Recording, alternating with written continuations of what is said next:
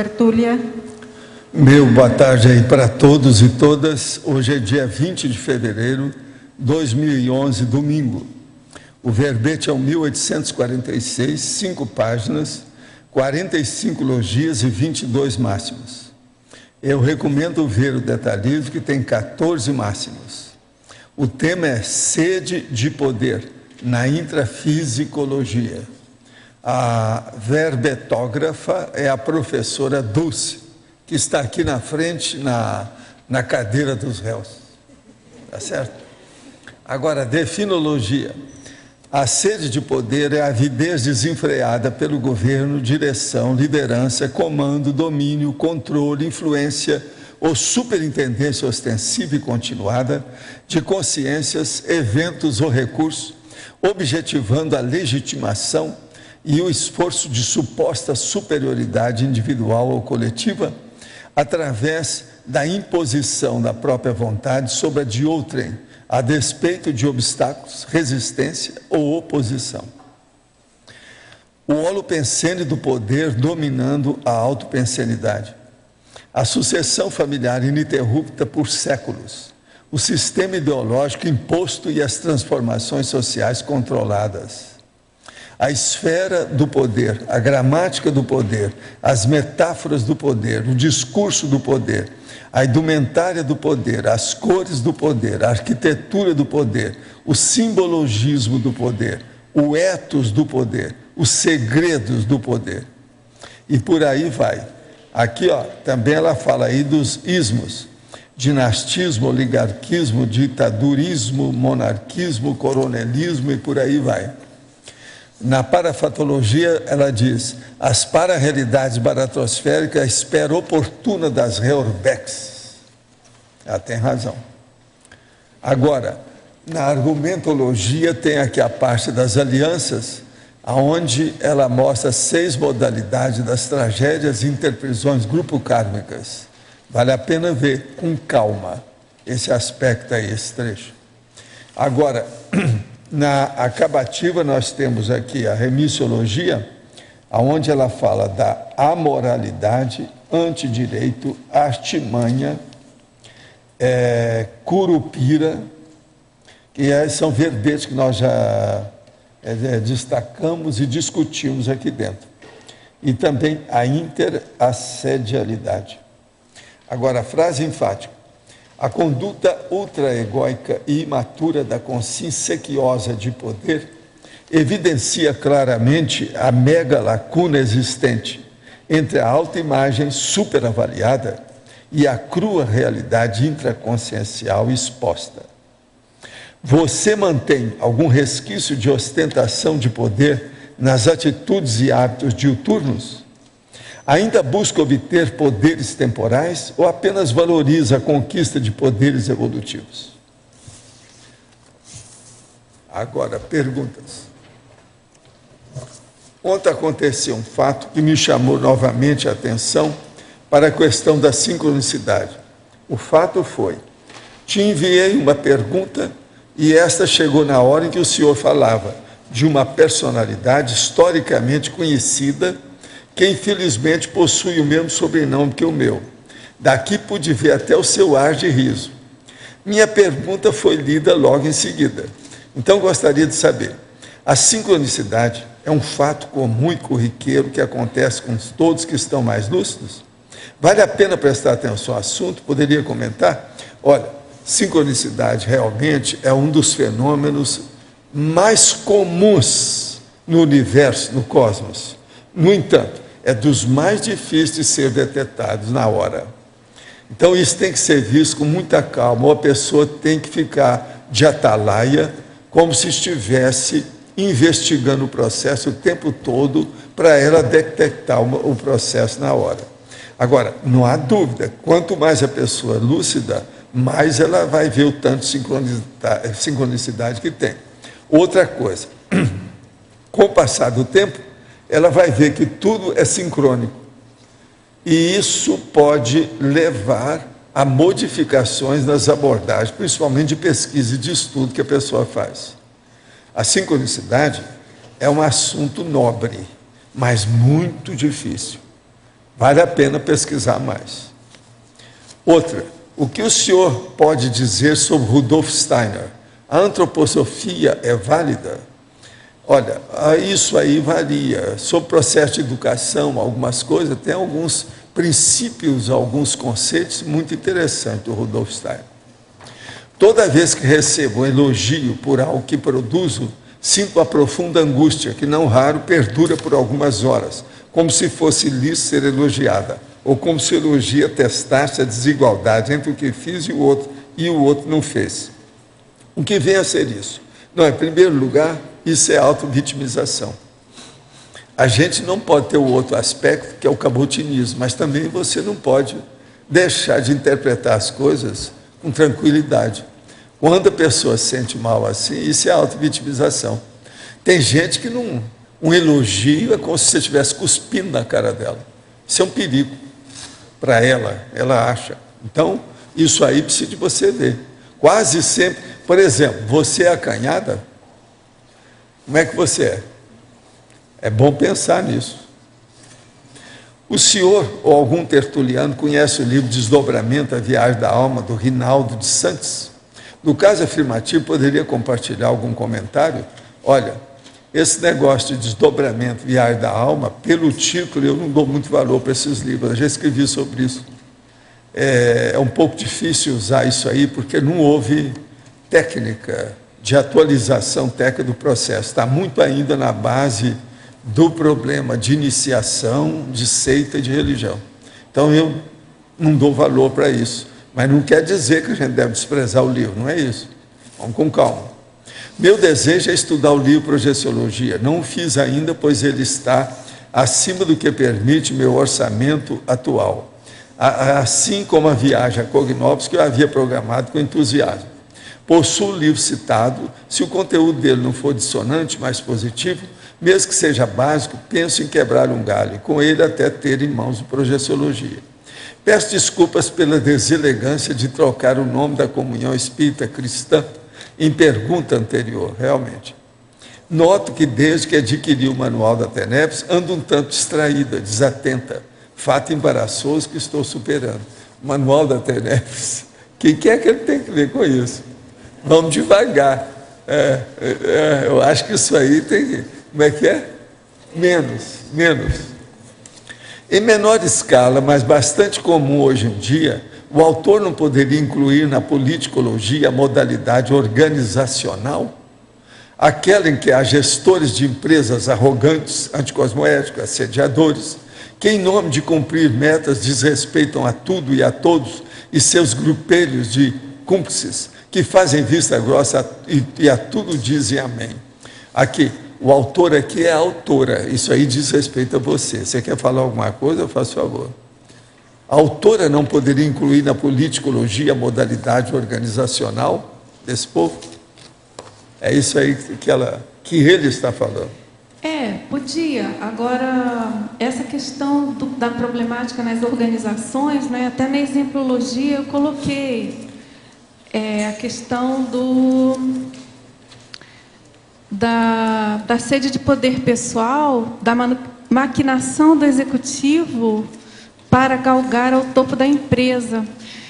Mas, enfim, eu entendo que nessas politicologias todas, né, nas cracias, aliás, todas, de certo modo, elas se manifestam em todos os ambientes, de uma maneira maior ou menor, né? A gente tem que entender que algumas delas são praticamente metafóricas, não é? Então, por exemplo, quando você fala de cerberocracia, vulgocracia, a própria antidemocracia, certamente está envolvendo posturas, a própria autocracia, né? Posturas que se desenvolvem nas inter-relações humanas de um modo geral. Nas residências, nos domicílios, nos lares e nas empresas, a gente sabe, isso é muito comum, né? A empresa, ela tende a repetir modelos de governos, enfim, modelos de poder que existem nas sociedades, nos estados. E, enfim, eu acho que você tem razão, é uma coisa presente nas organizações, esse problema de sede de poder.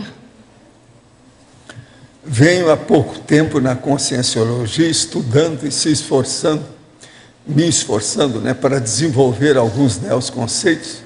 Gostaria de saber o que o senhor acha dos seguintes temas abaixo. Para atividade útil, para engenharia ressomática, autocorruptibilidade consciente, inteligência evolutiva. Para atividade útil, é uma boa até um certo ponto. Para engenharia ressomática, essas coisas existem, mas esse negócio de engenharia está muito mal visto dentro do processo de administração das coisas já há algum tempo. Autocorruptibilidade, isso aqui é besteira falar nisso. Nós já falamos muito sobre auto-incorruptibilidade. Agora, a inteligência evolutiva, isso tem numa centena de verbetes. Tenho 23 anos, sou engenheiro há 7 meses, estudo a projeciologia e conscienciologia. Você está ótimo, está começando bem, vamos em frente. Qualquer coisa, manda aí as perguntas, nós vamos ver o que nós fazemos. Por que eu só consigo ver um halo luminoso branco em volta das pessoas? Já é uma grande coisa. Ele está reclamando. Se há de ver a hora que você começar a ver uma faixa preta de luto, aí é que o negócio é bravo. Por que eu não consigo ver colorido?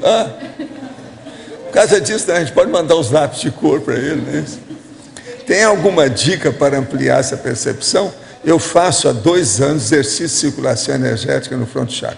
Escuta, existe uma orientação do ponto de vista de processos parapsíquicos, que é o seguinte: qualquer coisa sobre cor, ou até mesmo, conforme a situação, precisa ter cuidado, de movimentação, você pode sugerir e a pessoa ver aquilo que ela quer.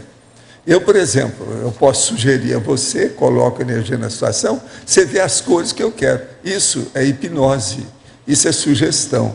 Então não dê valor para esse negócio de cor quando você está vendo as coisas, não. O que você está vendo é a melhor coisa que tem, que é o branco. Você já viu, então isso já começa a ver a aura da pessoa. Agora veja as movimentações que tem nisso. E o que acontece depois? Tem muita coisa que pode acontecer depois. O senhor poderia dar alguma dica para recuperar cons do período intermissivo? Sim. Você leia o CD-ROM da enciclopédia. A conscienciologia não é estranha para mim, mas não tenho retrocognição. Sim, isso acontece nas melhores famílias. Quando eu chamo o amparador, uma segunda voz fala comigo pela mente e sinto o estado vibracional no corpo inteiro, principalmente na nuca. Os conselhos são bons e a sensação é boa. Como saber se essa conversa não são meus próprios pensamentos? Tem alguma dica? É só você firmar. Vai deixando que com o passar do tempo ele mostra. Só falta te dar um tapa na cara, mas você espera mais uma temporada que você vai acabar se convencendo da realidade. Do jeito que está aqui, né? Isso é um amparador. Agora, ele quer o quê? Puxa a orelha dele, que pisa no pé, que dê um beliscão? O que é? Agora, tem alguma dica para diferenciar? Não, você está tendo, pois a sensação é boa, o negócio é esse. Observa se as ideias são corretas. O senhor consegue sentir se tem alguma ligação com o grupo CAE, que tem 32 anos? Olha, todo mundo que é intermissivista tem relação com a gente. Aqui é o foco dos intermissivistas. Se você sente que você tem relação com a gente, não tem jeito. Qual a corrente dentro da psicologia que esclarece mais a consciência do ponto de vista da Tales? Roger, Freud, Jung ou Gestalt, humanista ou existencialista? Olha, do ponto de vista de Tales, só tem uma coisa, é o processo de você estudar a conscienciologia, porque nós falamos na multidimensionalidade, essa turma não fala. Agora, Ramatiz é um guia cego ou um amparador? Olha, I'm sorry, mas é um guia cego. Escuta, anota aí as coisas que eu falo. O negócio é esse, assim você vai me ajudar. Agora, eu quero falar aqui para a nossa amiga que me mandou aqui uns detalhes sobre o processo lá do Sri Lanka. Vê se me entende, Sri Lanka. Agora, o caso todo é o seguinte: houve assistência no caso, tá? Guarda bem isso, houve assistência. E nós vamos trabalhar aí para ajudar. O caso da Sri Lanka, tá certo? Agora, gente, foi criado aqui a Lexicons Texto, a assessoria gramatical e linguística. É com a Julieta Mendonça, aquela lá, a professora. Agora, revisão de texto em geral, orientação para a produção de qualquer tipo de texto, monografias acadêmicas, textos empresariais, material de divulgação, jornais, artigos, livros e verbete também, né? Agora, Lexicons Texto, assessoria gramatical e linguística, revisão e orientação para a produção de qualquer tipo de texto. Produza textos de qualidade e apresente seu trabalho na melhor forma gramatical e linguística. De modo que tem todos os detalhes, é só procurar a professora Julieta Mendonça. Isso é uma coisa muito boa que nós temos aqui, a gente precisava de alguém assim. Ela chegou numa hora muito oportuna. Agora, quero dizer para vocês que agora no dia 5 de março, daqui 15 dias, nós vamos ter a 6ª semana da Max ProEx e o 9º balanço existencial. O balanço é de 5 a 8, a Max ProEx é de 5 a 13. É um monte de gente da Apex. É muita coisa que tem aqui dentro do processo. Se alguém quiser ver, está aqui com um monte de professor. Aquele que não participar e nunca participou, eu acho que é uma perda, vale a pena ir até lá, examinar isso. Agora, outra coisa da Apex, nós temos aqui que a associação hoje está completando 4 anos de atividade, e eles têm um histórico da Apex com todo o material, se alguém quiser ver, está aqui também. Agora, gente, existem 10 grandes governos que estão há mais tempo no poder, quer dizer que são ditaduras. A Líbia com o Gaddafi, Angola com Eduardo Santos, a Guiné Equatorial com o Basogo, tem também Zimbábue com o Mugabe, tem o Egito com o Mubarak que caiu fora, tem também o Camarões com o Biya, ou Baia, como eles chamam. Tem também a Uganda com Museveni. Tem o Burkina Faso com o Capaoré. E tem o Sudão com Al-Bashir. E o Uzbequistão é o Karimov. Todos esses estão há muito tempo no poder. Agora, com a queda lá das coisas lá do Egito, essas coisas estão pegando os outros. De modo que vão ver o que vai acontecer com esse resto. Eu sou totalmente contra todo tipo de ditadura. De modo que é uma beleza essa reação do povo, aí do ponto de vista. É uma pena que os governos deixam muita gente morrer. Algumas dessas reações já mataram, só num lugar, 300 pessoas. Quer dizer, tudo errado, né? Não é certo.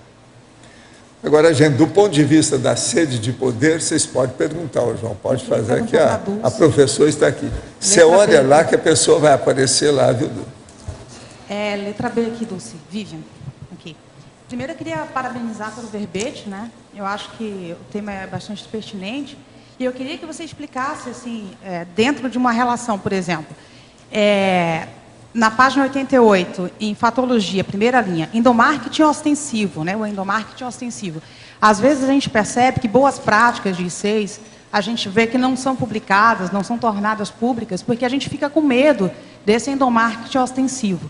Eu queria que você ajudasse a gente a entender um pouco mais essa relação. Como é que a gente pode pegar as nossas boas práticas, que às vezes a gente sabe que, de repente, uma publicação pode dar um efeito positivo, ajudar as pessoas a pensar uma outra forma de agir, de trazer ações positivas para a própria CCCI, e que às vezes a gente fica preso porque a gente fica pensando nessas relações de poder, principalmente em função dos gestores que estão à frente das ICs. Então, o que é que a gente pode identificar? Que fatores são esses que a gente pode identificar para ajudar a gente? Olha, essa boa prática a gente pode estar tornando mais pública, divulgando um pouco mais para que ela possa ser expandida. e que ações a gente pode perceber de repente que não, que eu acho que é melhor a gente ter um pouco mais de respaldo e ficar um pouco mais numa ação mais, digamos assim, sem tanta divulgação. Aqui, só lembrando que essa colocação, né, daqui do endomarketing ostensivo, eu estava me referindo especificamente à questão antiética, tá certo? Do endomarketing para autopromoção absolutamente distante de uma intenção tarística. Então, quando a gente está falando de endomarketing voltado para tares, né, para assistência, eu acho que tudo muda muito de figura, né? Então, essa questão do peso, né, de você fazer a própria propaganda do que você está fazendo, ela muda e a gente precisa cuidar, porque para não ficar no acanhamento e até inibindo e não fazendo e não atingindo ao público que a gente precisa atingir, tá certo? Eu entendo eu entendo claramente que esse endomarketing é ostensivo. O que eu percebo é que, às vezes, a gente ainda está, por conta de algumas repercussões, às vezes até negativas de algumas divulgações, em função disso. Às vezes ainda não existe uma cultura fácil para entender quando esse endomarketing não é ostensivo. Sim. E aí a pessoa fica com receio de expor essa boa prática por conta disso, né? Porque sempre há uma repercussão. Quer queira, quer não, um grupo é muito heterogêneo, né? Eu penso assim, que por trás disso pode ter um resquício religioso nosso, de estar querendo esconder, de não assumir a nossa posição e com o que a gente está lidando, de bancar a conscienciologia na SOCIM, que não é uma tarefa simples nem fácil, né? O professor Valdo coloca muito essa questão da pessoa precisar estar liberta, de certo modo, não depender, por exemplo, de um emprego fixo em algum lugar, para ela ter mais liberdade que a condição do pesquisador independente. Então, eu acho também que nas ICs a gente precisa saber dosar isso, tá certo? Você não pode também expor 100% as pessoas, não dá para misturar a imagem do conscienciólogo com a imagem dela no trabalho, por exemplo.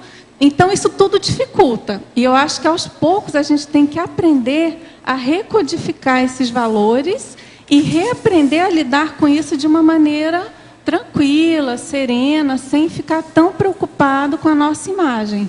Mas é isso. Antes, você precisa ter um mínimo de, vamos dizer assim, de autonomia, vamos dizer, para poder fazer isso com mais tranquilidade. E aí, claro, a parte técnica, né, você é do ramo, você sabe melhor do que eu, a questão da gente sair da condição de não ser profissional com o que a gente faz em relação a todas as áreas da conscienciologia, em especial, nesse caso, a questão do marketing, da divulgação, né? A gente sair do voluntariado amador, que eu acho que é todo um percurso também nosso de CCCI, que aos poucos a gente vai buscando isso, vai galgando, né? Conseguindo melhorar o nosso desempenho. Porque eu vejo essa dificuldade, às vezes, de fazer essa divulgação internamente. Internamente, na própria CCC, a gente tem receio de expor algumas boas práticas, né, em função do próprio grupo, porque, às vezes, a gente vê que o grupo, às vezes, fica refratário a alguma ação, né, e, às vezes, se confunde com a relação, justamente, da pessoa que está executando. Então, isso é uma coisa que a pessoa pode ficar preocupada de acharem que está querendo aparecer, alguma coisa porque assim. Essas repercussões ocorrem, né? O grupo é muito, como eu falei, é muito heterogêneo, né? Então, assim, só para saber o momento de identificar que ação realmente a gente pode estar colocando, porque a gente sabe que vai criar um efeito mais positivo do que fazer algum tipo de burburinho, né?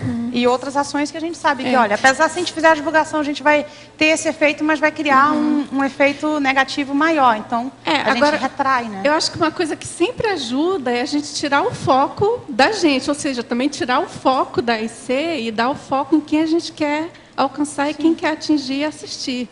Porque eu acho que esse tipo de postura é muito quando você ainda está indo, meio muito preocupado com a autoimagem, com o que os outros vão pensar, ou que repercussão negativa. Aí fica o foco sempre no pior, né? No trafarista. Tá certo? Sim, tá bom. Obrigada. Eu quero lembrar para vocês que hoje é aniversário também do acoplamentário. São 8 anos de atividade, desde 2003. Já fizeram 83 cursos, mais de 4.000 pessoas atendidas. Vocês vejam, o negócio é sério, hein? Eu fiz a metade disso aí, eu acho, né? Oi? Agora, Dulce. Pode falar, João. Aqui na página 88, na parafatologia, tem aqui na primeira linha, no final, está escrito a inviabilidade de atuação do amparo extrafísico de função. Fica a pergunta aí em aberto aí, para quem quiser também ajudar. A gente sabe que o governante, o político, ele pode ter atos anticosmoéticos, mas muitas vezes o amparo atua com ele, porque as decisões que ele toma vão repercutir em milhões de pessoas, talvez, né? A partir de que momento, assim, talvez seja o amparo realmente não consegue mais atuar? A partir de que estágio, assim, às vezes, de anticosmoética desse governante, desse político?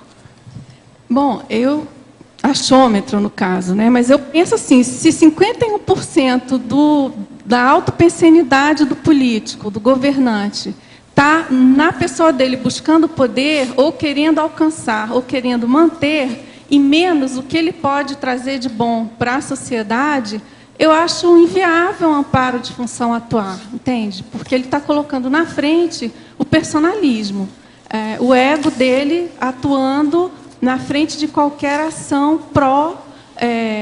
a quem ele deveria estar atendendo, né? Então, acho que se isso prepondera, se essa pensenidade é a mais forte, a partir desse momento, acho mais difícil, João. Acho que já não vale a pena, né? Já não deve dar conta. E também ele começa a ficar tão circunscrito e repleto de companhias que estão querendo outras coisas que vão estar em choque com um possível amparo, né? A pessoa já vai estar aí buscando e acessando todo um padrão mais negativo e patológico. Beleza, obrigado. Professora Dulce, na página 87, em fatologia, a quinta linha, você fala sobre os eufemismos convenientes. Você poderia me dar um exemplo de eufemismo conveniente dentro da sede de poder? Por exemplo, o presidente, né, o presidente da República, o ex-presidente, ele vivia falando, nunca na história desse país se fez tanto pelo povo, ou se teve tanta coisa boa. Então, essa questão do eufemismo entra nesse ramo da pessoa não entrar no que é preciso falar, não mergulhar no assunto que precisa ser enfocado com mais profundidade e fica no superficial ou no próximo, né, no parecido. Então, a pessoa foca no que é menos prioritário e desvia do que realmente precisaria estar abordando, tá certo? Faz que fala, mas não fala. Fica no discurso, dourando a pílula, falando do que é bonito, do que as pessoas querem ouvir, e não aponta o que é o sério, né? O Lula falou nisso, mas foi só 8 anos. Ok, muito obrigada. Dulce, aqui na página 88 também, parafatologia, segunda linha, ao final dela, os argumentos de poder parapsíquico. Você poderia ilustrar? Bom, aí no caso bem específico, Lost, a gente pode ilustrar com a questão, vamos dizer assim, a contemporânea, né, dos parapsíquicos do próprio século XX, né, o século XXI. Sem falar aí dos místicos, das religiões, enfim, da questão histórica que sempre ocorreu, né? Hoje, agora, a gente tem aí o pessoal que tem as casas, são os cartomantes, a questão dos magos, dos próprios médiuns, né? Do acesso das pessoas a interrogações que elas não têm respostas no intrafísico. Então, se cria toda uma aura de poder e essas pessoas tendem a buscar alimentar esse poder, né? Elas usam o dinheiro como mecanismo de troca, né? E a própria questão dos terreiros, dos despachos, enfim, a questão toda da Umbanda, enfim, as coisas ligadas a esse holopensene da magia, do misticismo, do parapsiquismo anticosmoético, tá certo? No caso, faz uma menção, por exemplo, que viu em tal coisa, viu isso, aquilo, para... Sim, aí tem muita invencionice, tem toda uma indústria, né, do parapsiquismo focado na questão do poder do médium, do parapsíquico, em detrimento de uma realidade verídica e, enfim, assistencial e pertinente, né? Ele coloca na frente essa questão do poder e lastreado pelos ganhos econômico-financeiros, tá certo?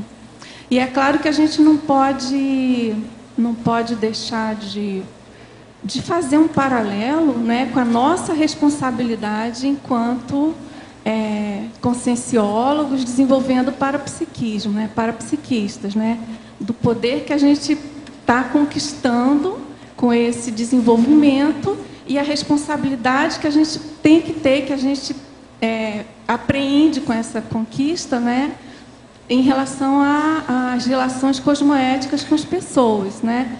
E aí você vê, sim, eu vejo assim no meu caso nos mínimos detalhes, né? Às vezes, por exemplo, uma pessoa pede para botar o nome na minha TENEPS. Eu coloco, e muitas vezes, mas enfim, acontece de ter uma melhora, alguma coisa se resolver.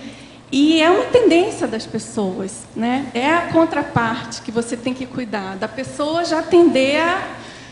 Ai, você, entendeu? Então, você tem que estar super atenta, e olha que eu não me considero nenhuma, né, início do princípio do começo.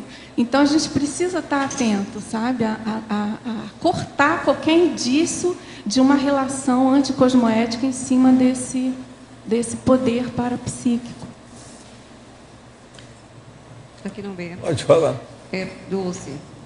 Por favor, aqui na patologia, bem ao final, quase ao final da segunda linha, você comenta as redivisões do mundo traçado à régua. Você pode falar um pouquinho mais?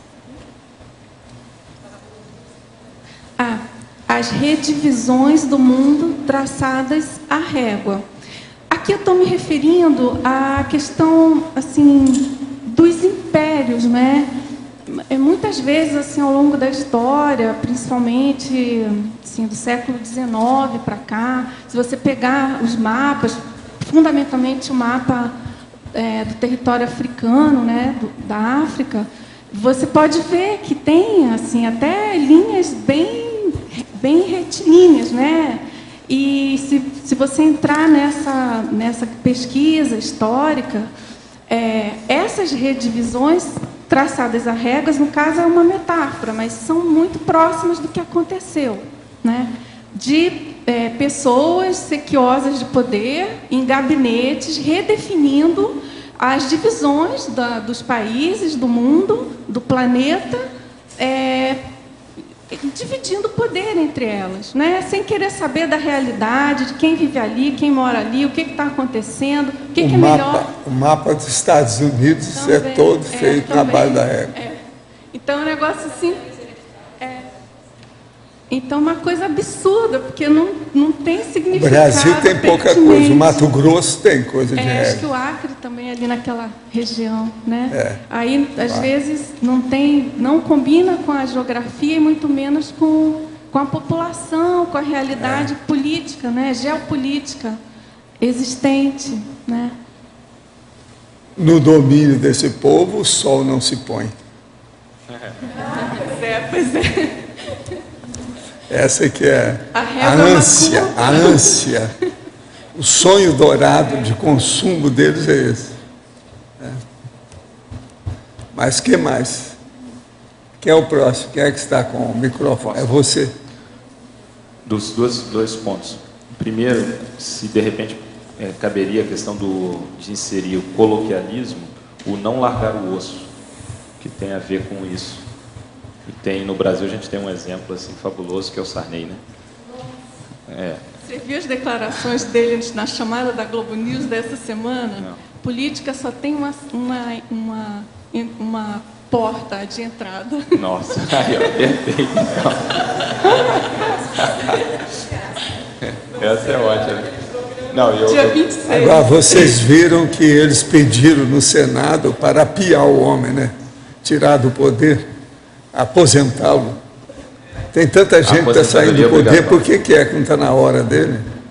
Você sabe que teve a charge, né, do presidente do Egito, ligava, onde eu errei, né? Ligando para o Sarney, onde eu errei. Essa é ótimo, muito bom. Mas a outra questão é o seguinte, na página 90, para a história, você poderia comentar o que pode ser feito do ponto de vista até nós aqui com a Conscienciologia, para poder atuar nessa condição que você descreve aqui, nesse tópico da para-história, lá embaixo. A simbiose patológica entre consciência e consciexis mantém, através dos séculos, a cúpula pato-pensênica planetária. A sede de poder não raro potencializa-se expandida ou perpetuada por meio de hetero-revezamentos patológicos milenares, culminando nas catarses grupais interfisiológicas, demandando múltiplas intervenções das reurbanizações extrafísicas. Bom, Loche, eu acho que tem duas linhas bem, que eu penso assim, bem nítidas, né? Uma é a gente buscar no cotidiano, assim, no dia a dia nosso, nas relações mais próximas, criar um holopensene longe dessa questão de sede de poder.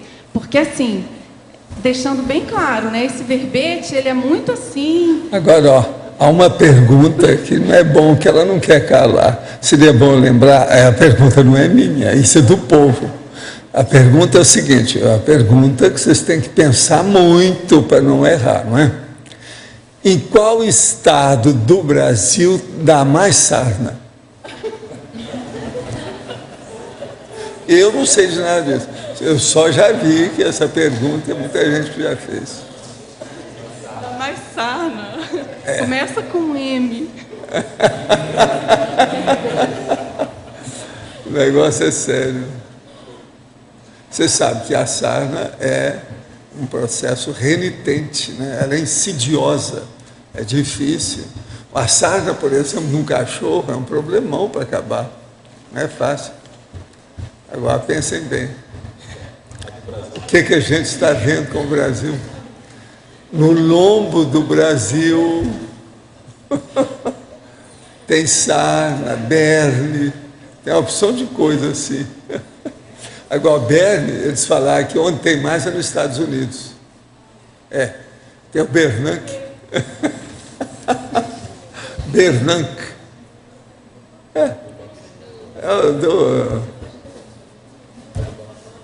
Também já falaram desse. Cada país tem um bicho que prefere. Berne nos Estados Unidos, sarna no Brasil, e por aí vai. Se vocês olharem, todo país vai ter alguma coisa. Faz parte. Dulce, aqui, ó. Peraí, deixa eu só acabar aqui. Posso acabar? Então, acho que são essas duas. Uma coisa é a gente cuidar das nossas relações mínimas interpessoais, assim, no privado, né? Na instância privada. Aí, na questão da multidimensional, mais séria, do nosso papel aí nas reurbexes, né? É a gente tentar mostrar com exemplarismo máximo para essas pessoas o nosso padrão de cosmoética, tá certo? Sim, eu acho que quanto mais a gente conseguir demonstrar isso com exemplo mesmo e conseguir que isso chegue em determinadas pessoas, eu acho que isso pode ajudar. Sem nenhuma grande pretensão aí das dificuldades e da gota d'água no oceano, né? Que aí tem todo esse trabalho de reurbanização, da gente ser tenepsista, mas, enfim, ir fortalecendo esse holopensene via exemplarismo. E aí, nesse sentido, eu acho que a CCCI tem um papel fundamental, a Cognópolis, da gente conseguir realmente ter uma convivência mais homeostática entre nós e conseguir exportar isso em termos de exemplo mesmo, né? Tá certo? Eu queria, ali na página 87, na fatologia, a última linha da 87, a determinação da ordem do dia todos os dias. Podia falar um pouquinho? Isso aí é aquela autodeterminação da pessoa que gosta de poder, né? A pessoa já acorda e tudo que ela faz, ela já tem aquele objetivo, aquele monoideísmo que ela vai definir a ordem do dia. Ela vai dar as regras do jogo e vai comandar tudo porque ela é poderosa. Então, isso vai se repetindo, isso faz parte, vamos dizer assim, do cotidiano do sequioso de poder, tá certo? Eu não sei se você já teve a oportunidade de conviver com alguém que goste muito de poder, assim, de férias ou dias fora do ambiente de trabalho. É muito interessante, a pessoa ela funciona igualzinho. Você não é a funcionária dela naquela situação, mas ela te trata da mesma maneira. Às vezes você deixou de trabalhar para aquela pessoa. Você foi, sei lá, executivo numa empresa e ali, sim, você tinha uma relação de subordinação. Não que isso justifique uma relação de imposição de poder, mas existia uma relação formal, né, de poder. Aí você sai daquela empresa e o destino da vida leva você a conviver com aquela pessoa numa outra circunstância. Ela te trata igual, ela também quer continuar te dando ordem, definindo a ordem do dia para você, o que você vai fazer, como você vai agir, o que é melhor para você, para ela, né? Então, assim, é interessante observar isso, como que se repete, assim. Aí você tem que ficar atento, né? Dulce, oi. Obrigada. Alô, aqui atrás.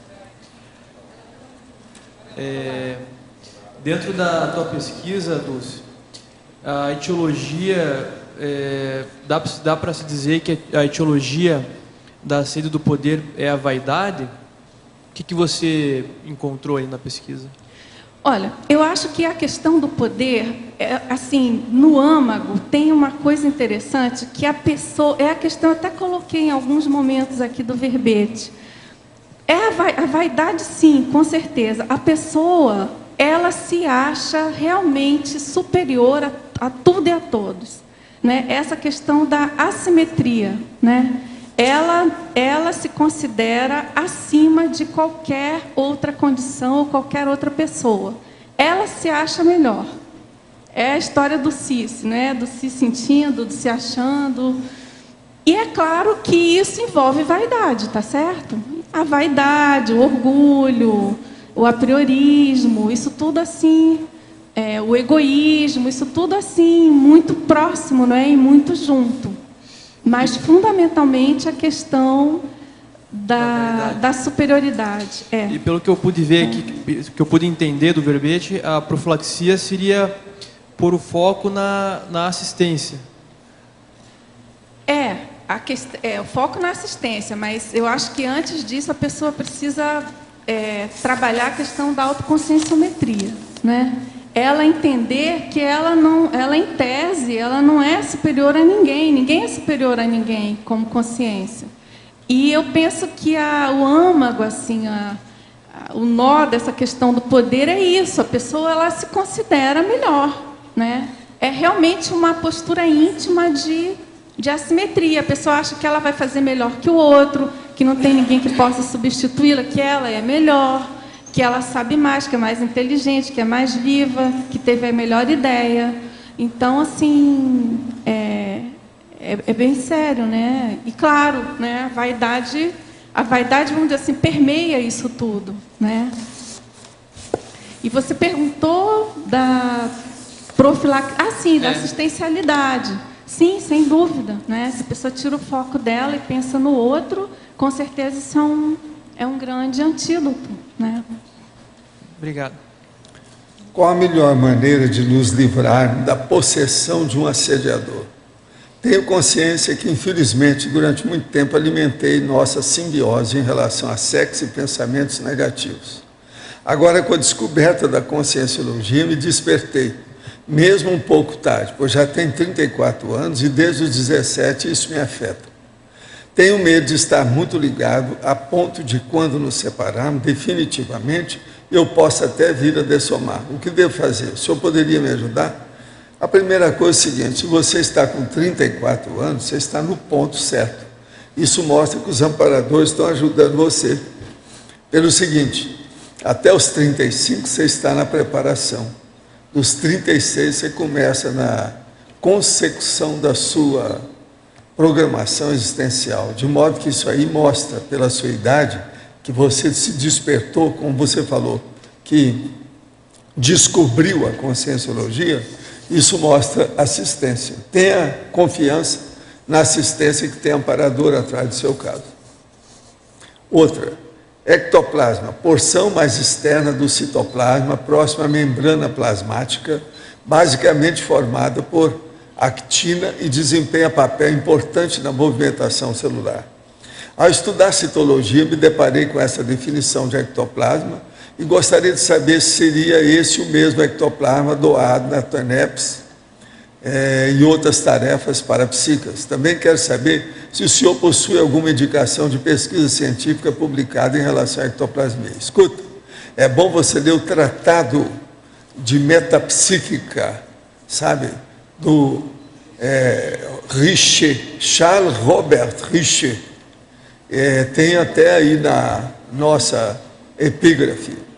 Agora, o ectoplasma que está falando aí é correto, do ponto de vista do citoplasma, da célula, do tecido, é a parte externa do processo. Mas esse ectoplasma que a gente fala, ele é baseado nisso, porque sai das células uma parte da situação. Por isso que chama ectoplasma. Quem deu o nome foi o Charles Robert Richer, o francês. Ele é um grande cara. É bom você ler Tratado de Metapsíquica. Agora outro. Estou me preparando para começar a TENEPS. Já li o livro, o manual da TENEPS 2 vezes e já preparei inclusive o local. Porém, como tem algumas viagens, ainda não comecei. Também não tenho clareza do melhor horário. Sou voluntário há algum tempo e sinto que devo começar. Porém, ouvindo o curso que o senhor deu sobre TENEPS em dezembro, entendi que a pré-TENEPS pode ser feita em diferentes horários. E seria recomendado para começar? Em caso positivo, talvez eu possa ter ideia do melhor horário. O que o senhor me recomenda? Pode. Se o processo é só assim, agora não deve, o problema é mais sério, você não entendeu. A gente não deve fazer no mesmo horário, porque senão os assediadores te pegam.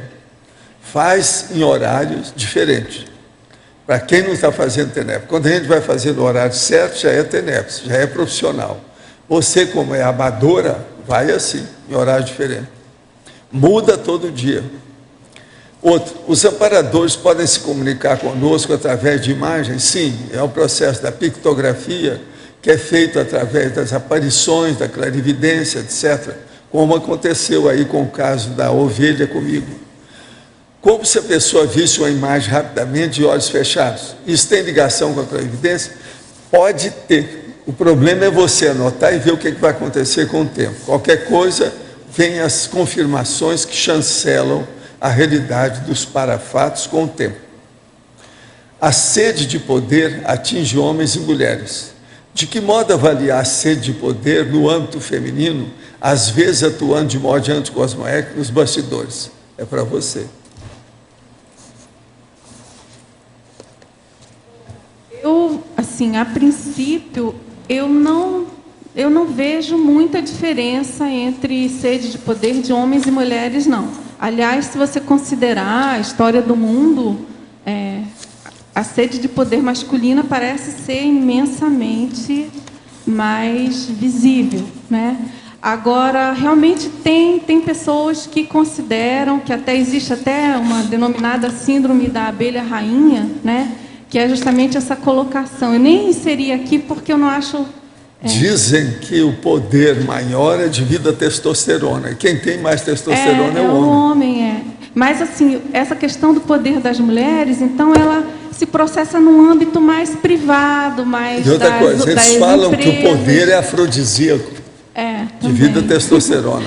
Mas eu não, é histórico, não sou eu. É a história que não é o problema atual do planeta Terra, não é a disputa de poder das mulheres. É a disputa de poder entre os machos que estão governando o mundo. Então, assim, a gente tem que dosar bem as coisas. Agora, é claro que... Como? É claro que isso não minimiza e não... Existe aquele não processo exime. da mulher, mulheres no poder, e dá uma volta. O Brasil está, mulheres no poder. Pois e deu uma volta. Vamos observar a nossa presidenta. Você sabe que mulher no poder, a mulher tem que dar uma volta, né? Assim, para mostrar. E tem que andar fashion também, senão todo mundo mete pau. Agora aqui, em Códigologia, página 88, segunda linha. O código subliminar do interprotecionismo judaico. Códigologia, segunda linha.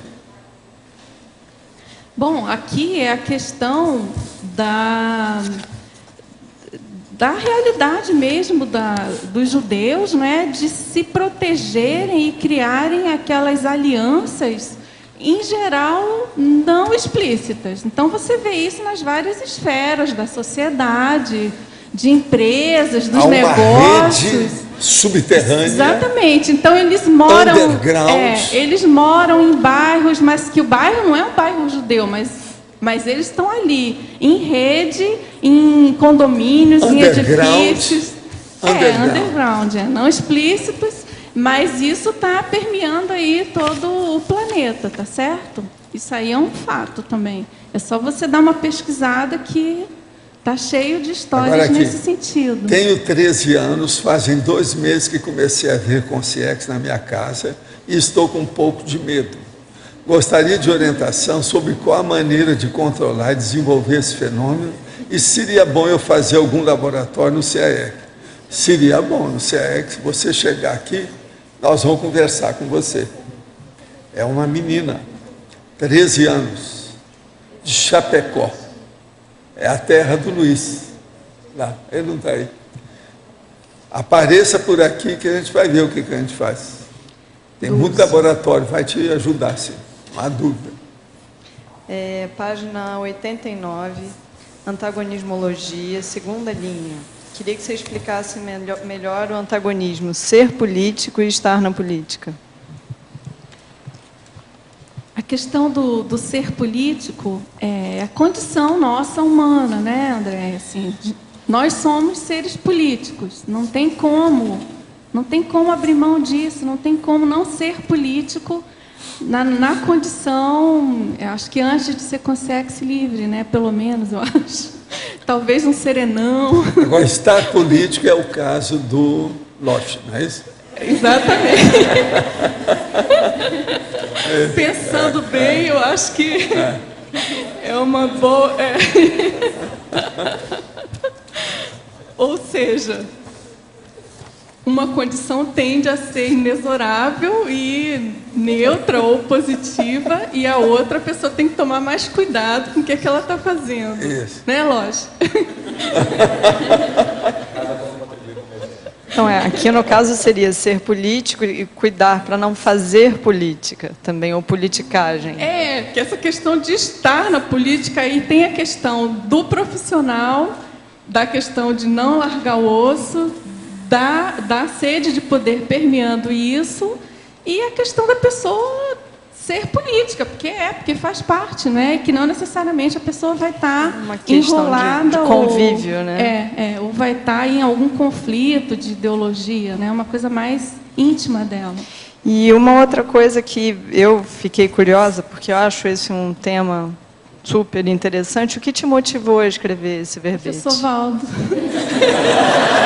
Coitado. Você não vê que a cara dela...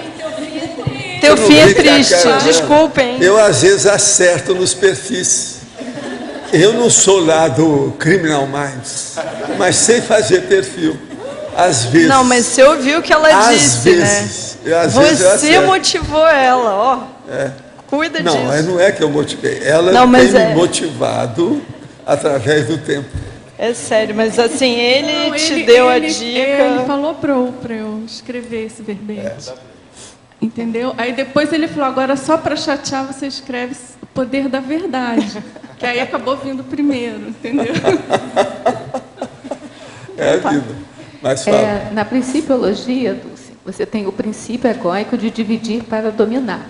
Você pode fazer um cotejo disso com a descentralização do poder? O princípio egóico de dividir para dominar. E o cotejo disso com a descentralização do poder.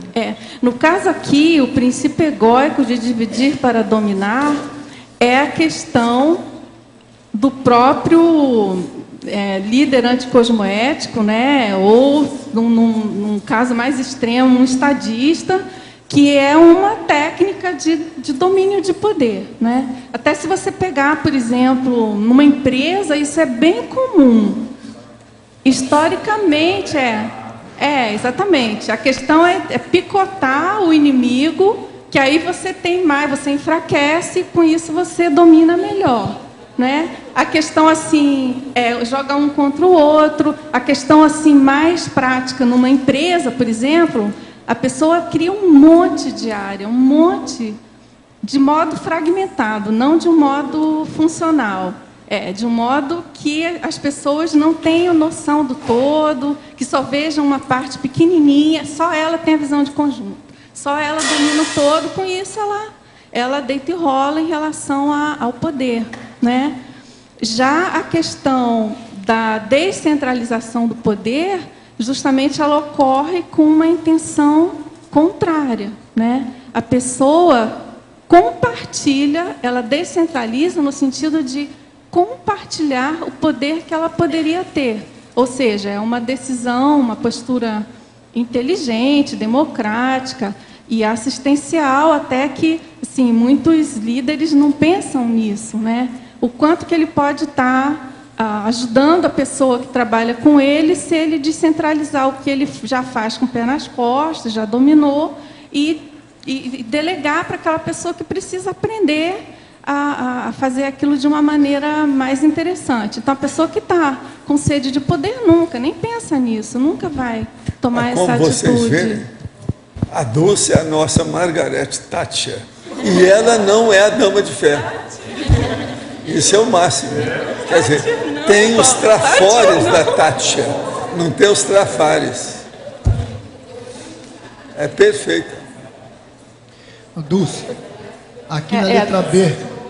Dulce, na letra B. Só um minutinho. É só para ver se eu fechar na minha cabeça. A diferença básica, então, assim, na essência, é que ele não esclarece as partes menores, ele concentra nele. E a outra ele esclarece e tem o glasnost com todo mundo. Ele todo mundo sabe, é orgânico. Um ele concentra, o outro ele divide o poder. Divide a informação. Ele delega, ele divide o poder. Entendeu? Tá bom. Eu queria perguntar para você, se você chegou a estudar aqui na questão das alianças, que tem uma linha de raciocínio, de pensamento, que nos Estados Unidos, para se eleger presidente, precisaria ser maçom. E entraria talvez nas alianças aqui. E a gente percebe no Brasil, por exemplo, eu conheço caso de prefeito que foi eleito maçom e nomeou todos os outros com maçons. Seria uma aliança, não sei se espúria ou eles alegam de confiança e tal. Eu estou falando até como conhecimento próprio, fiz parte da maçonaria durante um bom tempo, então eu sei que realmente acontece isso. A alegação é que são irmãos, são de confianças e tal, mas nem sempre são honestos, nem sempre são muito íntegros e corretos. Ali mais é uma abafa, é uma situação mais entre a cúpula para que as coisas fiquem ali. Você chegou a pesquisar isso, principalmente nos Estados Unidos, que o Obama teve que fazer uma iniciação e se tornar maçom para poder assumir? Não, assim, especificamente eu não pesquisei assim, o caso dos maçons, não. Agora a gente sabe, eu particularmente conheço até uma pessoa que há alguns anos entrou para a maçonaria com o objetivo de se colocar bem na vida. Assim. A pessoa me declarou isso. Então, a gente sabe, né, essas alianças de religiões, ou de grupos, ou de seitas, e isso é um negócio que permeia, né, permeia essas relações de poder. Não, então, porque hoje muita coisa da maçonaria ela já não é mais uma seita, né, secreta. Ela é igual Lions, igual Rotary. É um clube de serviço. É um processo de jogo de interesse. É um clube de serviço, eles alegam hoje. Jogo de interesse. Agora, essa questão das alianças é um negócio bem sério, né? Isso está colado com a questão de poder, né? Tem sempre aliança para que isso se perpetue, enfim, que aconteça. A sede de poder, ela caminha em paralelo com alianças espúrias, né? Isso é um fato. Tem casos aqui no Brasil até que a pessoa, como eu te falei, precisa se tornar maçom para poder assumir um cargo. O Michel Temer, por exemplo, é maçom. Ele foi iniciado um pouco antes de assumir lá também, meio no toque de caixa. A gente acompanhou de lá. E tem outros até que... mas o pior, olha, esses da maçonaria não são ruins, não. O que a gente tem medo é desse de São Paulo, que ele é do Opus Dei. Que parece que o Geraldo Alckmin, parece, saiu uma reportagem que ele fazia parte, né? Ele é do Opus Dei. Como é que fica? Quer dizer, você vê que essas alianças têm sempre um interesse em comum patológico, né? Ou de uma ideologia, ou de uma religião, ou de um interesse econômico-financeiro, que é a questão dos lobbies, né? Por trás disso tudo, em defesa de alguma causa específica daquele grupo, daquela comunidade. Eu digo, você acha que entraria aqui no Alianças algum tipo de colocação para acrescentar alguma coisa ou não? Talvez na fatologia, eu acho. Acho que aqui nas alianças exatamente não caberia, não, mas tudo bem, eu vou anotar, a gente vê. Dulce. Pode ser, não deixa de ser, claro, uma aliança. Uma aliança espúria. Você tem razão. Dulce. No Oi, Dulce. Posso? Aqui. Trinômio, página 88. Você podia explicar um pouquinho o trinômio moeda, exército, etnia? Trinômio. Na terceira linha, no início da frase. Moeda, exército, etnia. Bom, aqui a associação que você pode fazer é essa questão da cooptação de pessoas para servirem as milícias, por exemplo, né, que são esses exércitos particulares criados através de pagamentos e feitos com pessoas de etnias específicas, né? Então, por exemplo, soldado para ir para determinada guerra, muitas vezes eles criam aquele exército específico de etnias não tão valorizadas naquele país, em troca de moeda, em troca de pagamento. Legião estrangeira. Isso. Então, é uma coisa bem comum na questão da sede de poder. É uma maneira de você conquistar territórios, conquistar poder. É você, através do dinheiro, mobilizar exércitos. Mercenários, exatamente. Dulce, na página 88, na interaciologia, na segunda linha, tem lá interação cronêmica, expansionismo. Então, não está faltando um S ali? Puxa, é verdade. Expansionismo. Ok, obrigada. Podia explicar essa interação? Não, aqui é a questão dos ditadores, dos imperialistas, né, dos grandes impérios e das grandes hegemonias. Isso começa assim na história, desde os impérios, Império Romano, enfim. Tem toda uma questão de conquistas paulatinas ao longo do tempo e de expansão dos territórios conquistados, né? E a gente acaba sendo fruto disso, né, com a questão de império e colônia, a questão... Enfim, a história do planeta, e daqui para frente vamos ver as conquistas espaciais, se isso vai continuar, provavelmente sim.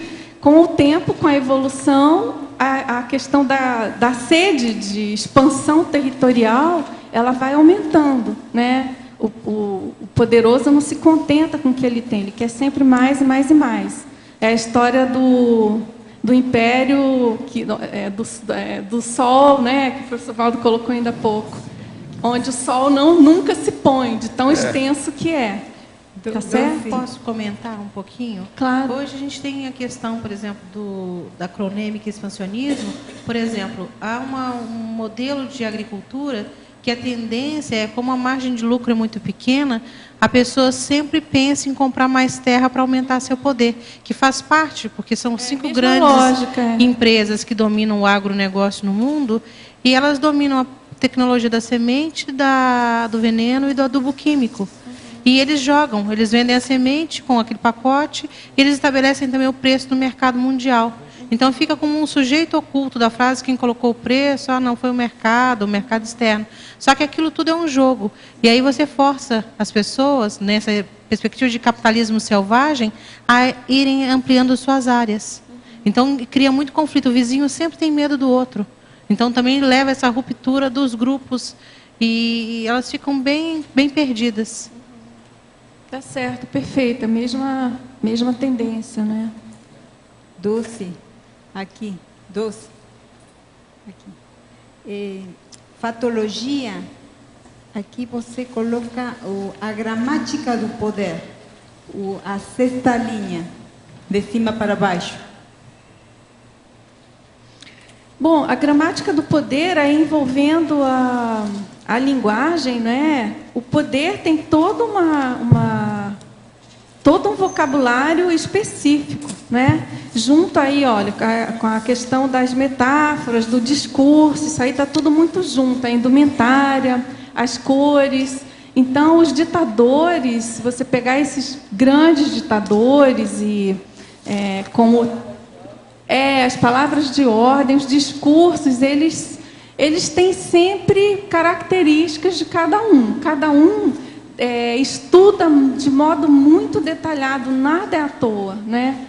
Cada político que vai ali fazer um discurso, ele tem as palavras dele de poder que ele sabe que ele vai conseguir mobilizar, conquistar, mobilizar, dominar, seduzir. Então, é uma coisa assim fundamental aí para essa dinâmica, né? Um exemplo disso, o Brasil ame ou deixo. Na época da ditadura. Exatamente. Aqui na página 88, você coloca o item a resignação do povo. Patologia. Sim, aqui, a 4ª linha de baixo para cima. A resignação do povo. Sim.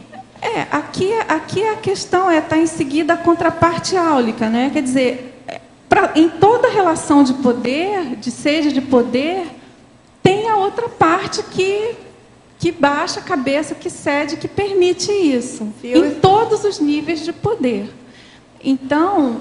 Aí seria a ausência de sede de poder, nesse caso? Não, aqui no caso é o consentimento, né? É a ausência de, às vezes, até de criticidade da pessoa que não tem crítica em relação a quem está exercendo poder sobre ela. A pessoa também não tem uma visão, não tem lucidez para aquilo. E a pessoa que é reprimida, e tem vários tipos, né? Pode ser a pessoa que sofre uma grande coerção e que não tem saída para ela, tá certo? Então, você tem aí várias nuances dessa resignação. Então, dependendo de como que isso acontece, tem vários métodos, né? Várias maneiras, desde a proibição, né? Desde a proibição de porte de armas, né? Que é um assunto super controverso, mas que é uma coisa que já é feita para deixar o povo sem alternativa de rendição para um governo tirano, né? Se eu relacionava esse item, a resignação do povo, com a paradoxologia, que é o paradoxo da tirania absoluta de apenas um homem conseguir subjugar povos e nações. Aqui você pode ter um emblema desses grandes ditadores, né? Hitler, Stalin, enfim, esses são os mais, vamos dizer assim, de extensão maior, né? Mas é interessante que começa com uma cabeça, claro que ele nunca faz isso só, mas é o peão. Tanto é que, quando o sujeito dessoma, aquilo tende a ruir, a desmoronar. É para refletir, né? Muito exatamente. a respeito disso. É Você vê aí a questão, pensar na questão extrafísica, né, do que sustenta isso extrafisicamente. O que acontece, claro, né? o que acontece extrafisicamente. Obrigada. Dulce, alô, aqui na letra D de ditadura, aqui letra D no alto, letra D de ditadura aqui. Pode falar. Você, no contexto da conscienciologia, eu acho que ficou faltando um aspecto do processo energético. O conceito, ele fala diretamente de briga de energia, né? Disputa energética. Eu não vi você colocar concener. Onde é que estaria o conceito de concener, a disputa energética? Você frisou isso e eu não vi? Como é que foi? Eu não estou conseguindo identificar aqui o concener. Não, eu falo de assédio, né? De realidade baratrosférica, de redes mafiosas interdimensionais. Aí subentende-se, a sua sugestão era colocar em elencologia. Na perfilologia, botar... Aonde? Na elencologia, colocar concener. Eu acho que é fundamental você colocar esse conceito, porque nós estamos no contexto da conscienciologia, no paradigma consciencial, multidimensional. Caberia a gente... O que você acha? É concener. É que aqui a gente tende a colocar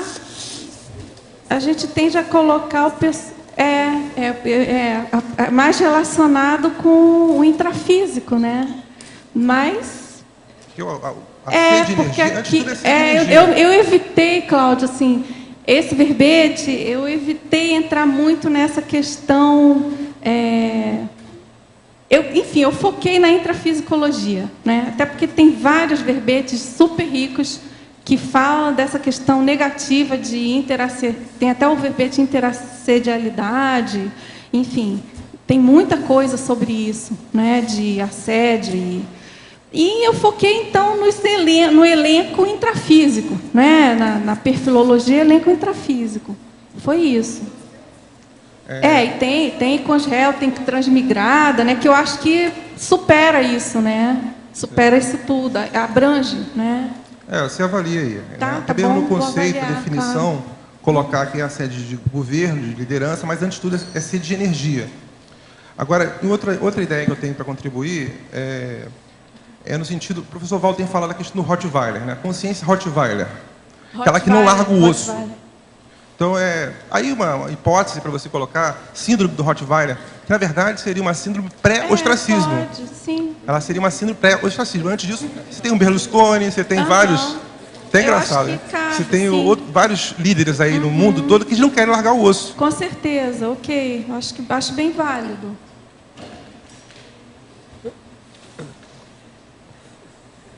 Parabéns pelo verbete. Obrigada. Oi, Dulce. Quem está com o microfone? Oi, eu aqui, Paulo. Tudo bem? Dulce, eu queria saber que a gente vai passar hoje no Cine, né? O filme Advogado do Diabo. Não sei se você já assistiu alguma vez. Não. Mas então, a temática do filme é justamente a coisa de poder e tal, né? Dessas redes mafiosas, interdimensionais, né? Então, apesar do foco ser mais intrafísico, queria perguntar o que te levou a escrever isso, a coisa do mega assediador, o que foi exatamente que te levou a escrever o verbete? Não, esse item. Na parafatologia. Redes mafiosas. Isso.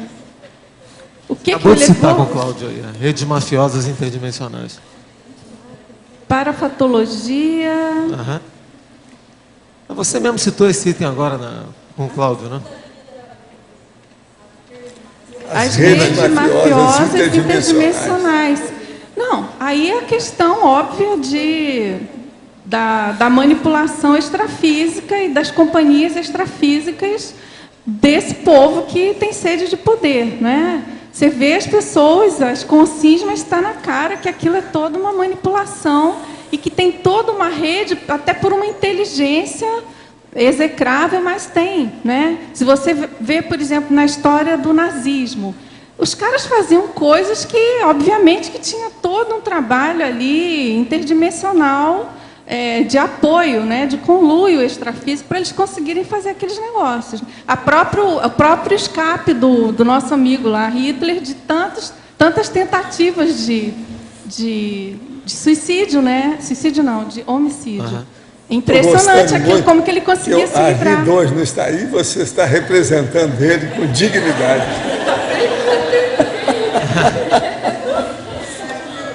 Representando a Arlindo. Tá bom, Dulce. Tem que fazer o trabalho Não, braçal. tá certo. É veemência. Tudo certo. Tá bom, obrigado. Você pôs alguma coisa também sobre desvio de PROEX, esse tipo de coisa? Não. Talvez seja uma sugestão. Acho que está longe, não está? Bem distante. Estou falando por causa do filme. Pode ser a pessoa, por causa de ambição extremo, de poder, de né? sede. Não, a sede de poder acaba desviando. Né? A desviologia da PROEX. Vou pensar aqui.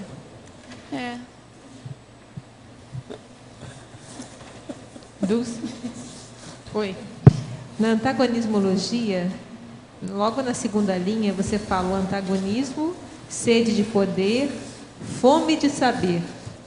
Então, eu queria que você falasse mais dessa relação e se você acha que a sede de poder é uma falta de saber. Bom, eu acho que tem a ver, com certeza. É uma questão de uma retroalimentação, né? O ignorantismo, né? Estou com você e não abro. É que leva a essa sede de poder. A ignorância, ignorar a décima, que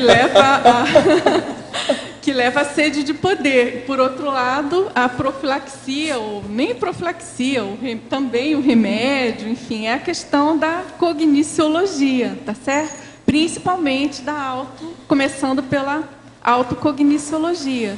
Porque eu penso que, mesmo que a pessoa tenha uma certa dose de ignorantismo, se ela parar para pensar e realmente conseguir ter um pouco mais de autoconsciência do que ela é, de quem ela é, de autoconhecimento, ela vai parar para ver a ridicularidade do papel dela de querer ser o poderoso, né? Que é a questão que eu coloquei aqui na frase enfática, né? Geralmente a pessoa que gosta de poder, ela não tem noção, ela passa por um papel ridículo, né? Sem a mínima noção, ao contrário, se achando a tal, né? A maioral. Então, nada como uma dosezinha de conhecimento, né? Pergunta: o que fazer quando existe poder abusivo no ambiente de trabalho? Quando esse poder já virou cultura nessas relações? Sou técnica em enfermagem e vejo muito abuso da parte de outros profissionais, especialmente a classe médica, na sua maioria. Alguns nos tratam ao modo de empregados particulares, faltando muitas vezes com respeito, e não estou exagerando. Seria conivência aceitar isso? Sou funcionária pública e mesmo assim fico com receio de ser prejudicada ao me impor. Meus colegas de profissão aceitam tudo, inclusive meus chefes enfermeiros. Me sinto mal nessa situação. Eu, particularmente, acho que essa situação existe e se perpetua pela condição de conivência, de submissão. É claro que tem que ver o caso de cada um, né?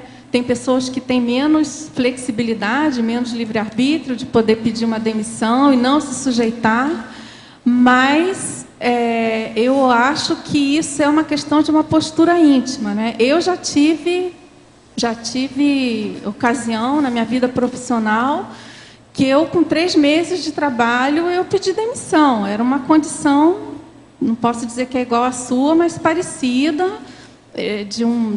uma relação patológica, da pessoa ter que ficar submissa e aceitando determinadas imposições. Eu, por exemplo, eu não me sujeitei. Eu pedi demissão, muita gente me chamou de maluca, de louca e tal, crise, eu não tinha trabalho, não tinha emprego. Eu saí, fui embora, eu tinha um certo pé de meia e não me subordinei. Então, eu acho que, assim, para você que está nessa situação, acho que você tem que avaliar com calma, ver o que você quer para a sua vida e tentar buscar outros caminhos, porque às vezes o ambiente é tão contaminado e vai dar tanto trabalho você tentar transformar que é melhor você pular fora e não ficar perdendo tempo com aquilo, tá certo? Aqui para você. a relação entre a força presencial e a sede de poder, não há comentário específico sobre esse atributo no verbete, pois a força presencial parece ser o fator e a ferramenta cosmoética ou anticosmoética para a manipulação do poder. Sem dúvida, a força presencial é uma delas, sem dúvida, né? É difícil um ditador ou um grande líder carismático, todos têm uma força presencial muito grande. Claro que patológica, não é movida pelas energias conscienciais patológicas. Mas você tem razão, com certeza é uma delas, é uma força importante para a sede de poder. Dulce, aqui no ar. Aqui, ó, Joaquim. Olha, eu acho que é a segunda vez que eu estou ouvindo você colocar um verbete seu. Primeiro é sobre evolução, não era isso? O primeiro verbete era o poder seu? Da verdade. O poder da verdade, da verdade. Certo. E agora então eu quero te parabenizar. Eu estou assim muito bem impressionado pelo teu desempenho, pela tua flexibilidade, disposição, tudo mais. Muito obrigada. Realmente. E uma coisa, a primeira pergunta que me veio aqui com esse nome, sede de poder, é por que não fome de poder? Quer dizer, etimologicamente, por que se usou a palavra? Não, o termo sede é que é internacional e antigo, coisa é tradição. Sede de poder é mais usado. É mais, sede mesmo. A pessoa vai ávida, sede. Sim, não é fome, não. Não existe a fome de poder, né? Mesmo a sede de poder. Sede, é o que se usa mais. É a expressão mais usada. A gente pode pensar o seguinte: sede você pode ficar um dia. Fome você pode ficar um dia. Isso que eu pensei também. A gente vai entender bem isso. A sede é mais aguda. Eu estou querendo assim, estava questionando, né? Foi um questionamento que me surgiu. E uma outra coisa também. Aqui no seu verbete, a ênfase, o contexto é mais social, né? Não é de indivíduo para indivíduo. Não é a sede de poder, por exemplo, que existe numa dupla evolutiva, num casal, de pai para filho. É mais uma coisa social, é isso? Joaquim, é o seguinte. A ênfase do verbete é nessa questão coletiva, né? Certo. Mais assim, grupal. Mas é claro que... Mas isso é por conta do meu perfil, né? Sim, eu gosto tal, desse tipo de abordagem. Mas é claro que permeando aqui, principalmente no detalhismo e fundamentalmente na frase enfática e na questionologia, é claro que essa questão de sede de poder, ela ocorre na condição particular, privada de cada um de nós. Eu falei ainda há pouco isso aqui. Desculpa, talvez então seja até a gênese. A gênese é na individualidade, né? A gênese dessa no sede singular, de poder, intraconsciencial, né? Claro. Então, assim, você pode ler esse verbete fazendo correlações, assim, você pegar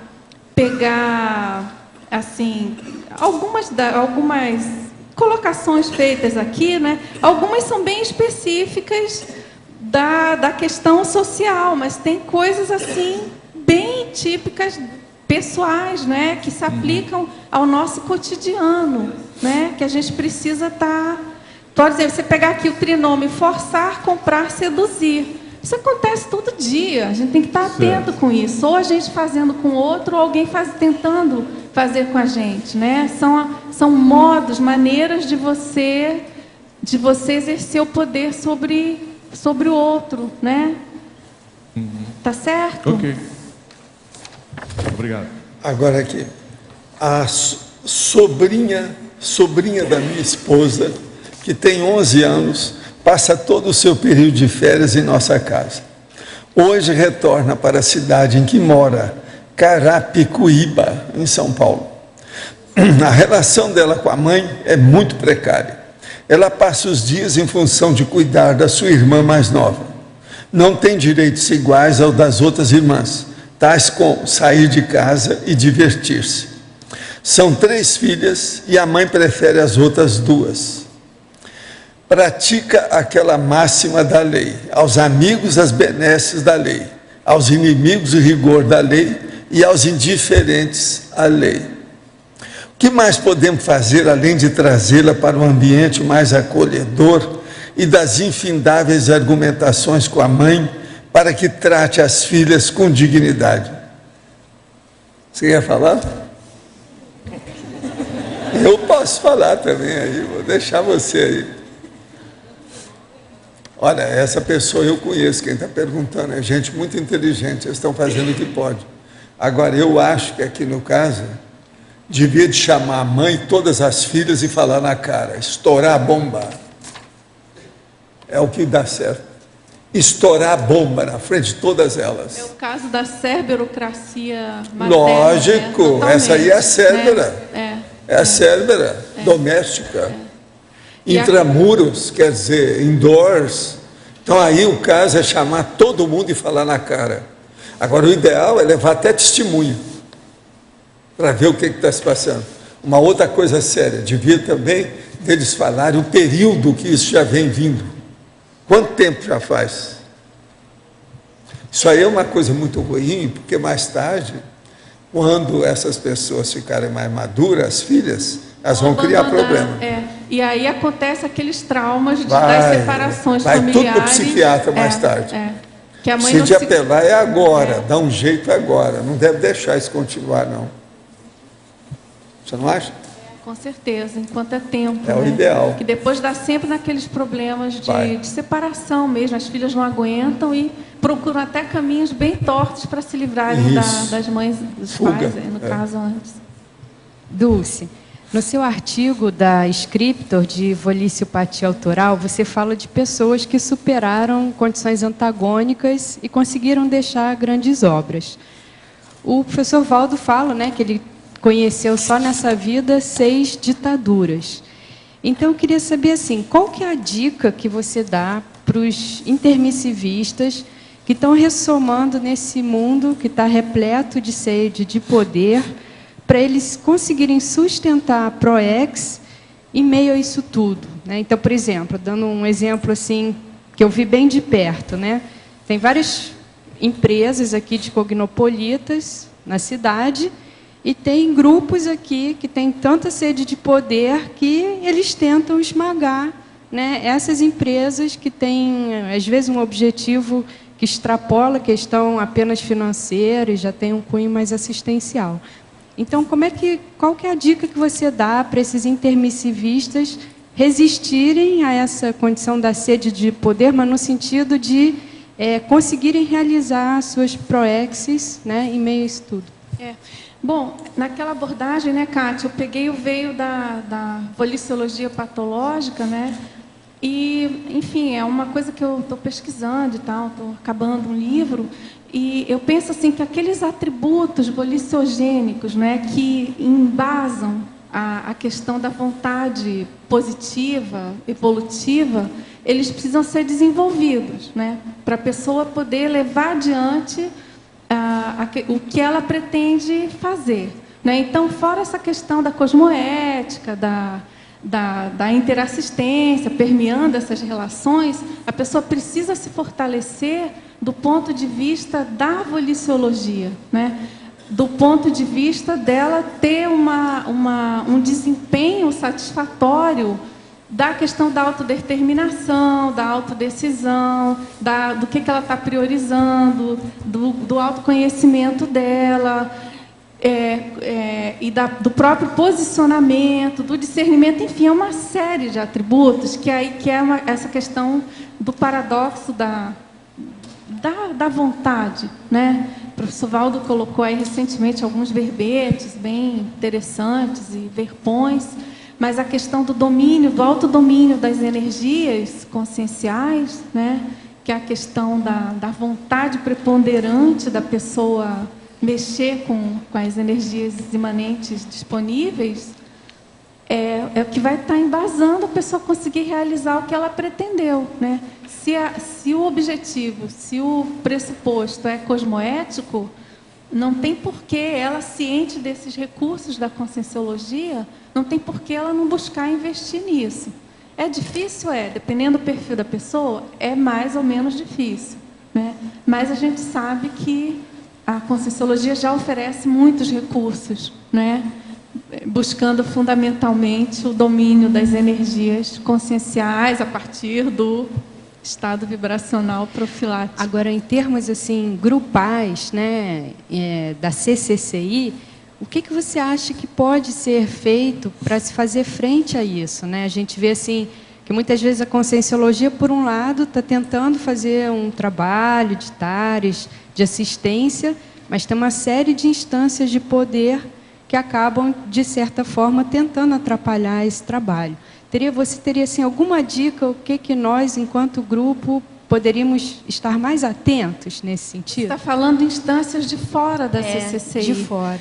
Olha, Kátia, eu acho que, em primeiro lugar, eu acho que a gente precisa fazer muita TARES, em primeiro lugar, no sentido de esclarecer o que a gente faz.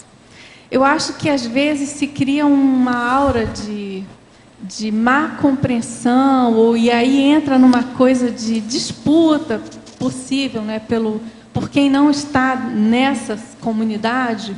E eu acho que é uma coisa interessante a gente dar um foco da TARES para essa questão do esclarecimento em relação a quem nós somos, da gente ter mais abertismo, sabe, para isso. Sem preconceito pelo fato da pessoa não ser intermissivista ou não entender as ideias. Eu acho que isso pode ajudar. E eu me vejo, às vezes, meio sem paciência com isso. Acho que tem que cuidar. Não vai entender mesmo, não deixa para lá. Mas não, eu acho que isso atrapalha. Atrapalha essa possível convivialidade que pode ajudar nesse resultado aí, nessa possibilidade, sabe? O filme O Discurso do Rei mostra com detalhes a importância do discurso para o poder. Esse filme é novo, né? É novo. Alguém já viu? Não. Então fica aí, né? Você recomenda ver o Discurso do Rei para ver se o poder está na hora, o cetro, não é isso? Vamos ver o que dá. Qual a melhor forma de assistir ou mesmo fazer TARES a pessoa iniciada na maçonaria? Tem um sócio na empresa que é maçom e por muitas vezes fica muito nítida nossa divergência de opinião. Olha, aí o problema é de ter um certo entendimento para haver uma coexistência pacífica. Se de ver por que ele entrou na maçonaria e qual o interesse. Teria que ver qual é o trabalho que esse povo está fazendo, as relações que a maçonaria tem. A maçonaria ajuda muito uma pessoa que viaja. Quem tem dromomania, a maçonaria ajuda. Porque ela viaja igual mascate, em cada lugar que ela vai encontrar maçons que vão abrir o caminho para a pessoa. É o estilo judaico, a mesma situação. Então, tem esse aspecto aí, precisa de ver por que é. Onde é que bate o conflito entre os dois? Precisa de saber, não? Isso aí eu teria que conversar, ver os detalhes, eu acho difícil. Você quer falar alguma coisa nisso? Pesquisar qual que é o conflito, né? Qual que é a divergência, e tentar buscar pontos pontos de convergência que em tese, certamente a maçonaria, né? ela neutra, né? Ela é totalmente anódina, ela não faz mal assim, não tem nada. Mas agora, é preciso de ver, né? Se uma pessoa fica fanática, ainda mais dentro de uma irmandade como é a maçonaria, há fanáticos. Sim, então aí pode criar problema. E os casos, por exemplo, aquele caso que eu citei, que a pessoa já estava mal intencionada antes de entrar. Né? Ela já queria entrar não porque ela tivesse alguma afinidade, mas porque ela queria se dar bem, né? Sendo maçom. Quer dizer, aí já começa tudo errado, né? Geralmente esse, quando entra, eles já querem arranjar os graus cada vez mais depressa, está entendendo? Para alcançar um nível, para ficar de igual a igual com os outros. De par em par. Mesmo nível. Essas coisas todas tem. Você sabe, eu sou mestre maçom, mas eu saí fora 6 meses depois. Mas agora, hoje, eu acho que a maçonaria não é aquela que eu entrei. Eu, depois disso, já dei palestra com um monte de mulher dentro do templo maçônico, eu dando palestra lá dentro. palestra de conscienciologia. Quer dizer, antigamente não tinha isso. As iniciações eram mais graves, sérias, bravas. Se exigia muito. Hoje já estão mais democráticos, estão aceitando mais as coisas. A gente vê que tem diferença. Agora, aí no caso, tem que ver a relação da maçonaria, do sócio e dessa pessoa que está perguntando. Tem que ver as inter-relações. Por que é que bate? Não era para bater, pelo contrário, pode ajudar a empresa. Precisa de saber, né? Por exemplo, vendedor e maçonaria só é a mesma a cara um do outro. Ajuda demais. O cara vai para o estado de Goiás, não conhece ninguém. Já pensou? Por isso que eu falo. Aí, no caso, é igualzinho Lions, é igual Rotary. É uma irmandade com interesses, às vezes, comerciais ou de sobrevivência. Isso é um fato. Essas coisas existem. Mas a maçonaria é mais rígida. Porque é tipo iniciação. É muito mais rígido que o Lions do que o Rotary. Não deixa de ser um contraponto positivo a uma rede de sede de poder. Foi né? por isso que a minha mãe me pediu. A minha mãe viu que o meu cunhado estava muito bem no processo da maçonaria e aquilo seria, então, uma vantagem, uma sustentação, uma segurança, como se fosse até mesmo um seguro para o futuro. Então ela me pediu, não, você podia entrar na maçonaria. Eu então completei a idade, entrei na principal loja que havia na região, lá em Uberaba, a principal dela. Eu fui admitido por unanimidade, em 6 meses eu saí e me deram o kit plus. Ainda falaram, não, você conhece tudo sobre maçonaria, porque quando eu entrei eu já tinha lido tudo. Não é só o livro do Hirsch ou qualquer coisa desse povo, não, eu já tinha lido tudo que havia sobre isso. A minha biblioteca era enorme. Aí tem muito livro sobre maçonaria, nessa minha época mesmo, aí eu trouxe para a holoteca. De modo que... E outra coisa, naquela ocasião eu já era homem, adulto, minha biblioteca já estava lá na frente. Tá? Comecei com a biblioteca aos 9 anos, né? E ali, ó, a biblioteca era um caso de vida ou morte para mim. De sobrevivência. Então o negócio é muito sério. Só com relação a essa parte da maçonaria que o senhor conviveu lá, como é que o senhor vê a parte de parapsiquismo lá, desses estudos? Existem pessoas que estudam com profundidade o parapsiquismo lá dentro. Mas agora, lá tem um problema que é ruim, que é o processo de ritual. Você perde muito tempo com ritual. Tudo é feito na base de ritual. Você está entendendo? Tudo. Todos os comandos lá dentro, a orientação de tudo, das reuniões, tudo que se faz é feito. Agora, aquilo fica, então, no fim da história, devido ao ritual, mais sério e, vamos dizer assim, mais eficaz, com maior competência do que o próprio militarismo. Você está entendendo? É só lá dentro que a pessoa pode entender uma coisa dessa. Tudo fica rígido, 100%. Então, por exemplo, eles destacam 3 pessoas para fazer alguma coisa. Aquilo pode descansar, porque vão fazer tudo certo, tudo correto, que não tem saída. Então, é mais rígido do que a hierarquia militar. A hierarquia que tem lá dentro. E é tudo na base de rituais.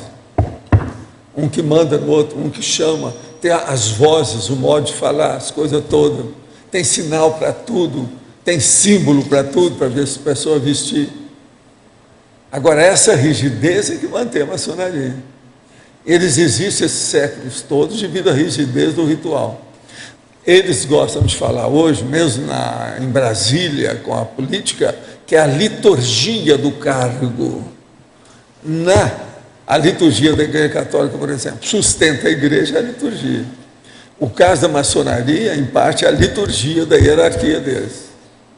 Agora, a Igreja tem hierarquia, a maçonaria tem hierarquia, o Exército tem hierarquia. Você está entendendo? A própria política tem hierarquia. Você veja bem, vereador, prefeito, vamos dizer, deputado estadual, governador, presidente da República, deputado federal, senador, presidente. Tudo tem hierarquia. A maçonaria também tem. E a maçonaria tem os graus. Eu sou apenas mestre maçom. Mestre é como se fosse soldado raso. Está entendendo? Porque se eu tivesse ficado lá, eu já estava no topo hoje. Porque com o passar do tempo é inevitável, a pessoa vai caminhando. E, por exemplo, eles gostam muito de comparar, às vezes, o Rosa Cruz, que o Rosa Cruz é a parte que aceitava as mulheres. Não, a maçonaria é superior à Rosa Cruz. Pois é. Não pode comparar. Não, eles, assim, os Rosa Cruz gostam de falar isso. Rosa Cruz é de iniciação, mas de amador. Agora, a maçonaria não, é iniciação de profissional. É outra coisa. Mexe na vida e ajuda mesmo. O que a maçonaria faz para ajudar a assistência social, ninguém sabe, se de entrar lá para ver. E não é só as viúvas, não. Na em Uberaba eu trabalhei no Instituto Cego do Brasil Central, tudo é de maçom. Agora, as viúvas são muito assistidas pelos maçons. Então, isso tudo tem que levar em consideração. Agora, esse processo, por exemplo, aí que você falou, eles têm iniciação, aquela coisa toda, tem graus, mas é um processo mais, é muito místico, cheio de bobagem. A maçonaria não tem tanto misticismo, é menos. Entende? Tem os processos todos de liturgia, mas não tem esse misticismo bravo. E outra coisa, homem, tudo é macho. Então a situação é muito militar demais. A maçonaria, até um certo ponto, eu não sei hoje como é que está, se tem alguma modificação em algumas desses orientes por aí afora. Mas o normal é que era um clube do bolinha total. Já, isso que você falou aí, não, tem homem, tem mulher, tem tudo lá dentro. Uma vez, eu conversando com um maçom mesmo, eu dei um exemplo de um caso que eu soube, de um maçom que fez umas maracutaias aí, com um negócio de imóveis e tal, e tudo indica que ele foi livrar na cara dele, na hora da justiça, e livrar na cara dele também seriam maçons. Aí eu perguntei para esse conhecido, e ele falou, olha, eu, no lugar dessa pessoa, também livraria a cara dele. Só que quando ele chega dentro da loja, tem é um outro julgamento, é uma outra história. É isso tem mesmo? Outro julgamento, mas tem uma coisa, às vezes liquidam com a pessoa mais lá do que fora. Ele aí é expurgado. Ele não aguenta ficar lá dentro mais. Essas coisas todas eu já vi também. Agora, eles salvam quando eles sabem o que se passa, porque às vezes dentro da maçonaria, você sabe de notícias privilegiadas, informações privilegiadas que você não tem aqui fora, é atrás dos bastidores, eles sabem. Então isso tudo pesa na balança do julgamento, do juízo que é feito. De modo que essas coisas são problemáticas e complexas, não são assim tão fáceis. Valdo, sobre a maçonaria, existem lojas sim que permitem o ingresso de mulheres. Mas parece que é coisa recente. Estão não é recente, não. Não é recente. É recente. Para mim, por exemplo, é do século passado para cá. Sim, se é recente, isso é. E assim, o que acontece é que a maçonaria, aquela tradicional dos homens, vê essas lojas como espúrias. Então, mas os rituais... por isso que eu estou falando, já não é mais, não se faz mais maçonaria como antigamente. Mas os rituais, os graus são todos os mesmos, a liturgia é toda igual. Senhor Valdo. Agora, eu mesmo já falei dentro de loja e tinha mulheres, a família, tudo lá dentro. E eu fiz apresentação, fiz conferência lá dentro disso. Depois que eu saí, estou falando com a Conscienciologia. Aqui no B. Só complementando isso, depois eu vou fazer minha pergunta. Teve um caso até de um cidadão que foi chamado formador de loja. Ele foi expulso de uma maçonaria, era venerável mestre.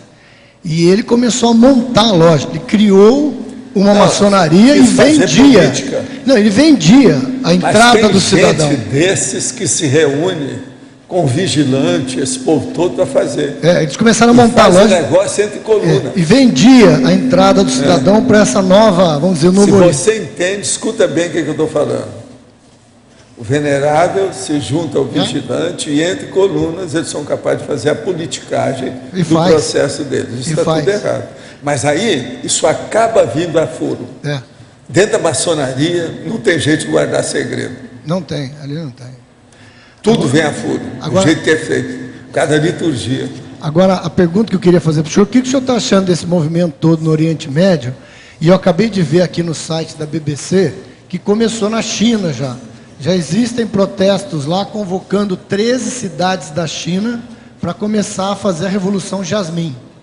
Ou seja, o negócio está indo parar até na China. Sei, mas isso aí é inevitável. Já tinha falado, já faz alguns anos, que a internet ia derrubar as ditaduras.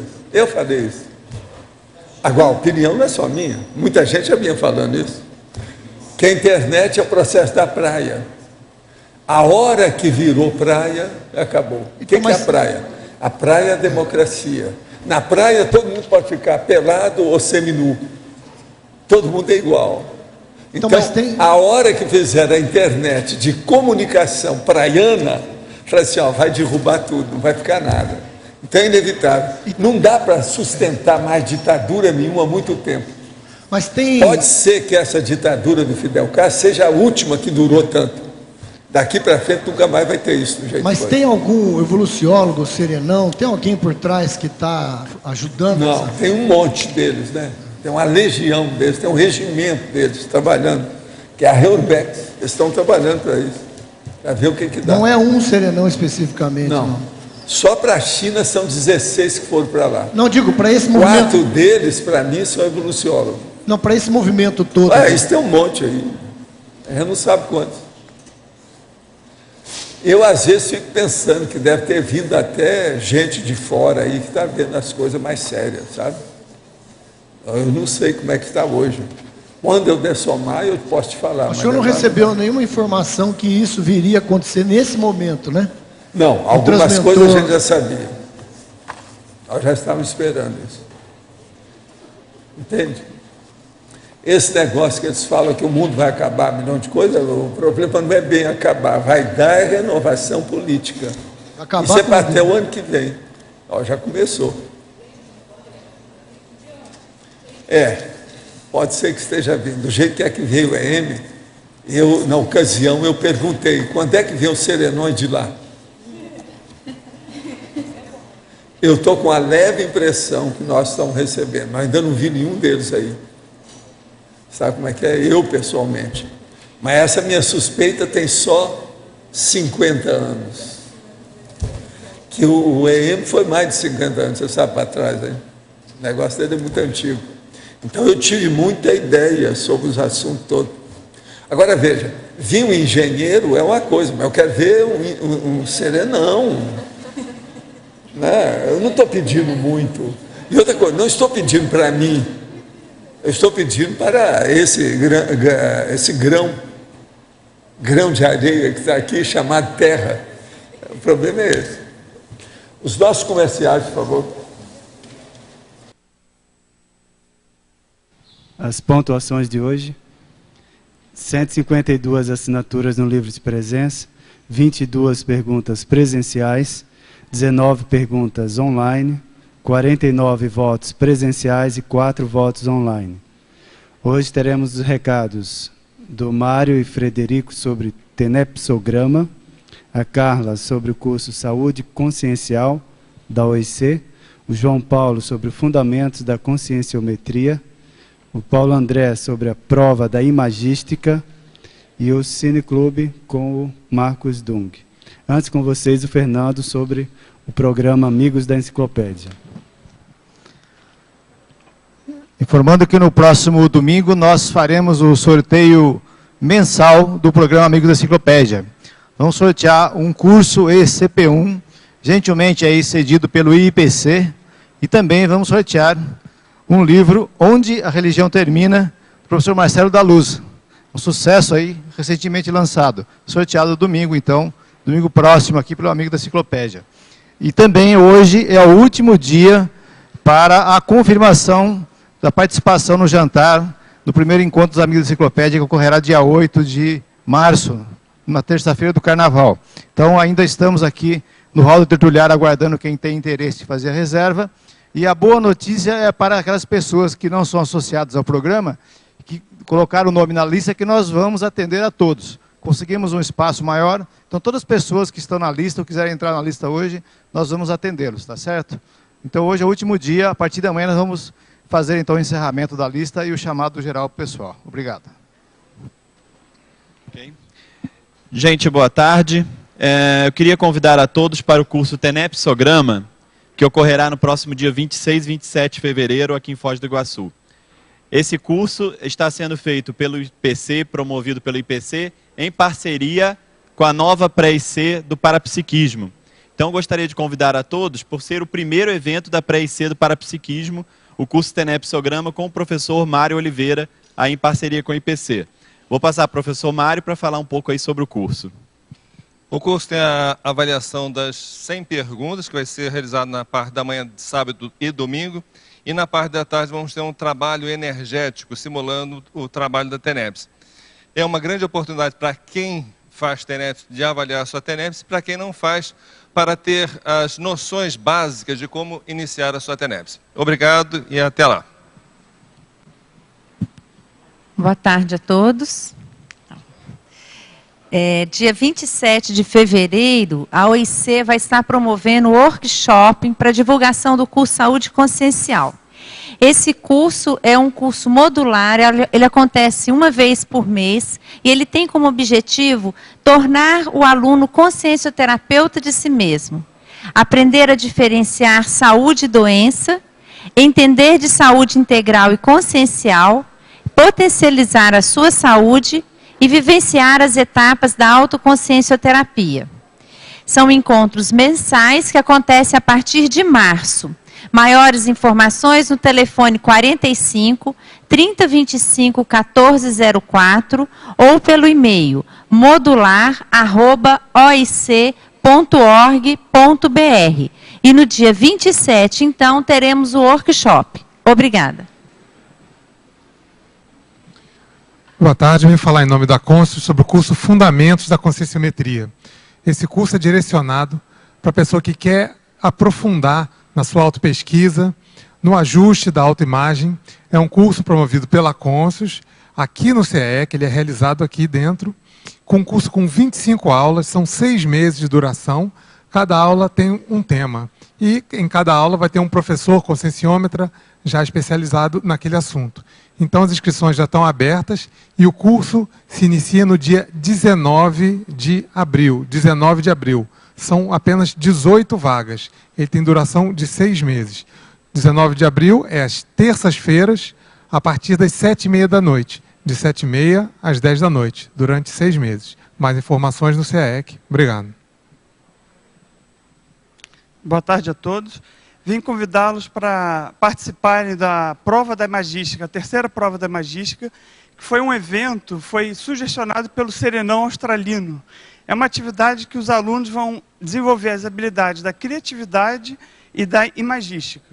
E esse ano o CEEC também promove mais 2 eventos relacionados à prova da Imagística, que o primeiro vai ser a Oficina da Criatividade Imagística, que vai ser em parceria com a Comunicons.